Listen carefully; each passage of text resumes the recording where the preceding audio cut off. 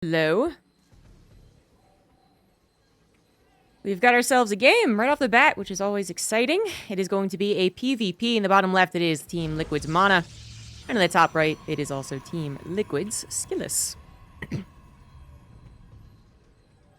So, it's going to be a fun PvP, but whether or not it's going to be, long is a very different question. Both players can be very much aggressive in this matchup. If I had to guess who is going to be aggressive, I would guess MaNa in this matchup between him and SKillous. But it's PvP, and anyone can do anything, so, Thank you very much, Mike Sixers, for the tier 3. 37 months. Past 3 years, yeah. A long time. And thank you very much for the support. Yeah, MaNa is still overall more well-known as being the aggressive player. It's just that SKillous, I believe last time we saw him play PvP last week, did, literally just attack. The one base attack until he won versus Hearthstone. So, he can certainly be very aggressive as well. Right now, we have both players going for a very typical PvP opener. No one trying to go for the low ground, which, unless it was a map that is inclined to do so, they're not really ones to do it. And even then, not really ones to do it. Still mostly a max packs thing.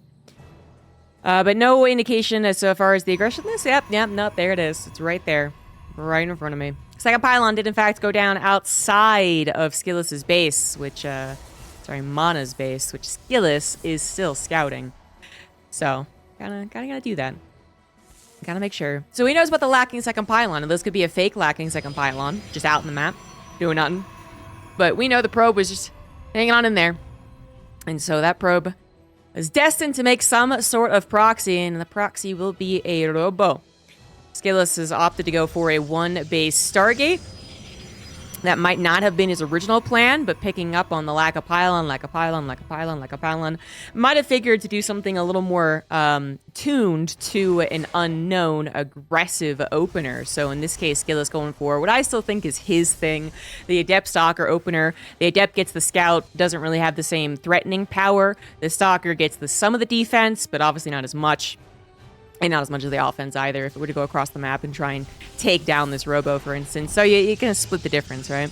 But the Stargate coming down first and foremost means, of course, the Nexus is delayed. You don't have to defend it necessarily. But then you also do have that extra production facility, which Phoenix against the Warp Prism, pretty helpful. Yeah.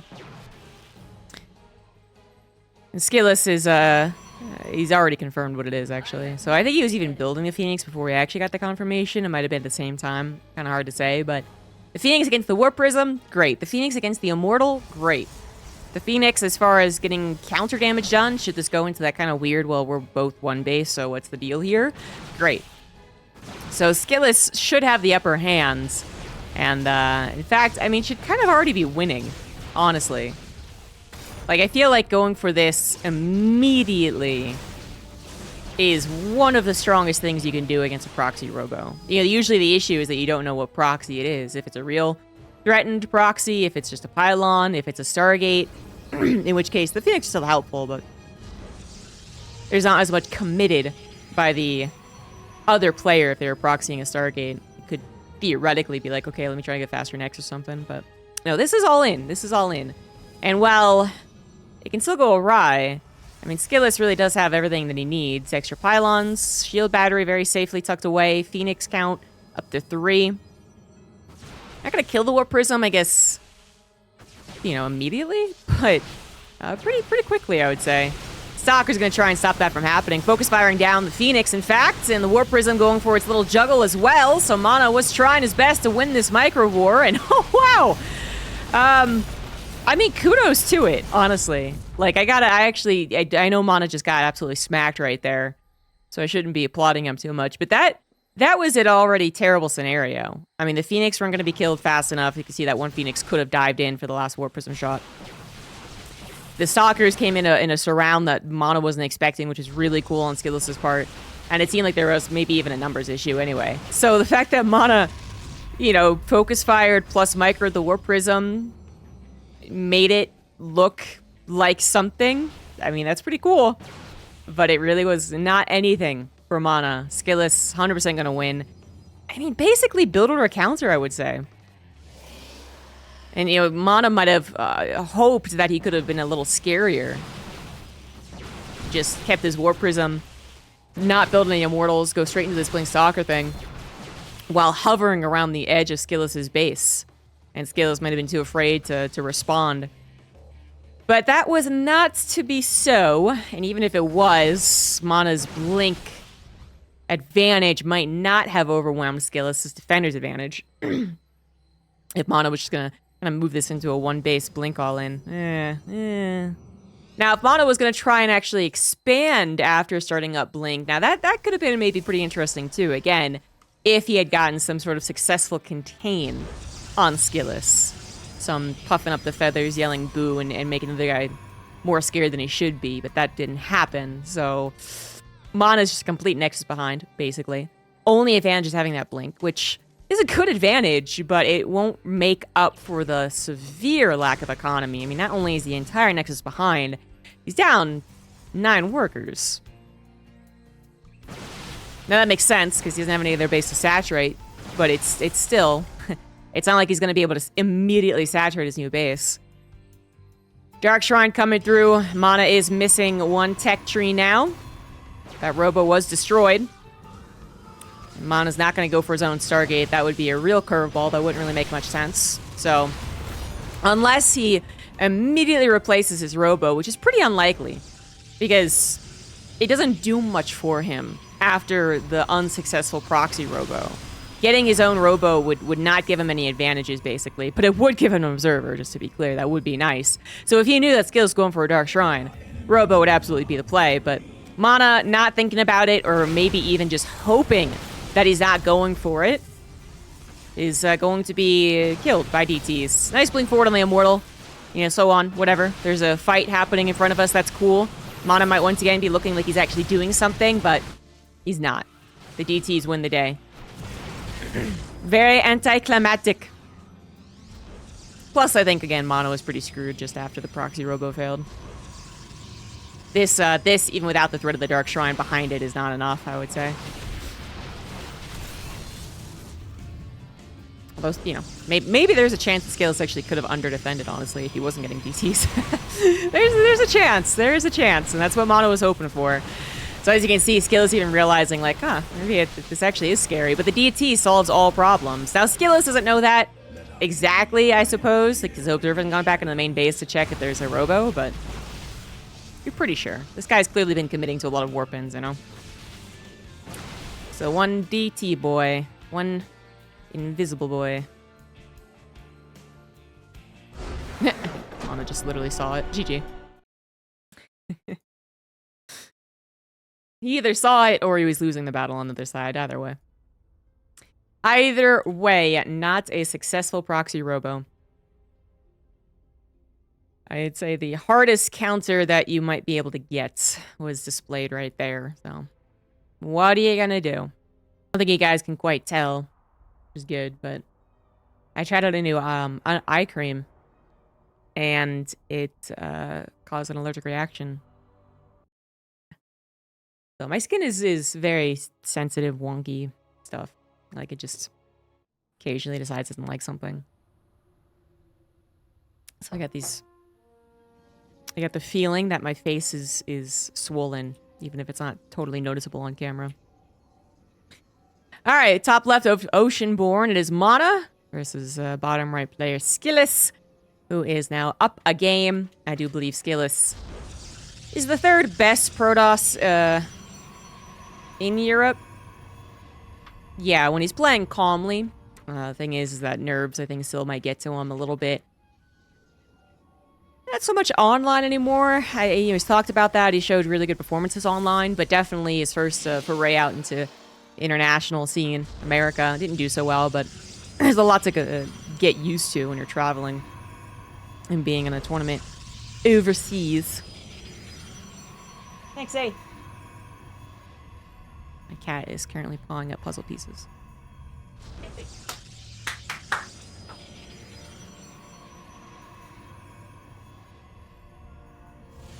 She does afford tanking.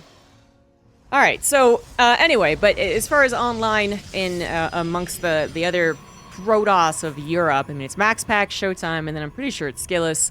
It does all, you know, depend on the day and all that. It's not so clear cut as it is, for instance, with like Clem Max Packs almost always being in the top 2.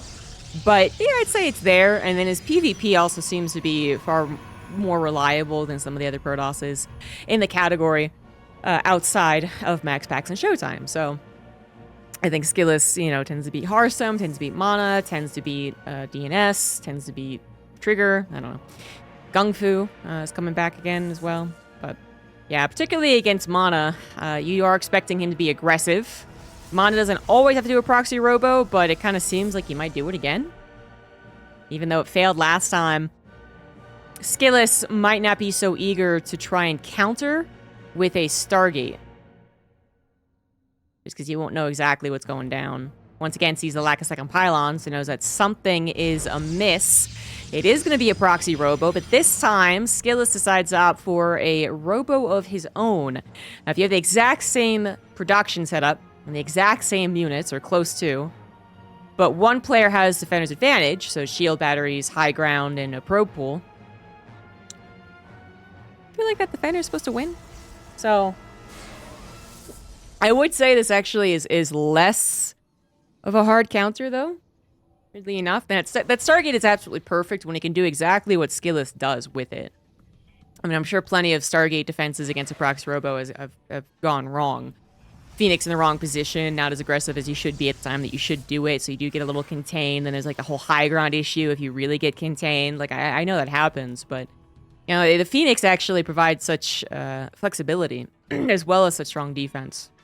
That actually the Robo v Robo battle is far more hopeful for MaNa, who might be able to win out with a micro battle, or maybe the fact that he has 2 additional Stalkers versus 2 Adepts is going to be much better, because the Adepts could just be taken care of as long as he's paying attention with a wall. So I don't know, Skillous was trying to search around for the robo, saw that it was a robo, so has all the intel that he would need, but still coming down to micro. There it is. 2 probes have gone down. I don't know where. I guess one was scouting and one was out in the front or something, but that has happened. We have our first little tango here. One Immortal shield gets popped, other one gets popped. Now the focus fire. Someone does have a slightly stronger attacking unit, and that someone is MaNa, but the Warp Prism coming in. But the hot pickup perfectly timed. MaNa overexerting himself, but also with now the Warp Prism of his own, coming in hot, picking up the Immortal before it actually gets taken down, but now the Warp Prism juggle to try and chase that. MaNa's going to have the high ground, temporarily at the very least, as Skillous dropped so many of his units in pursuits that he can no longer combat the units of MaNa in his Warp Prism. And the Immortal shields also popped, wonderfully timed. MaNa getting something done, but not as much as maybe he would hope. Both players having clutch Warp Prism timings. And continuing to do the Warp Prism micro, but this, you know, it is the same unit, so this is theoretically where you can try and highlight the difference with your micro, if you do have better micro. Or maybe just come in from an angle that the person wasn't expecting, you get the advantage there. Has that happened for MaNa? No, unfortunately not, but he does get to look really cool doing his Warp Prism micro. Now he's got 2 Immortals that can somewhat freely go around as well, and this is again the benefit of having a Phoenix. It really does stop almost everything in its tracks. So including the Warp Prism micro and harassment.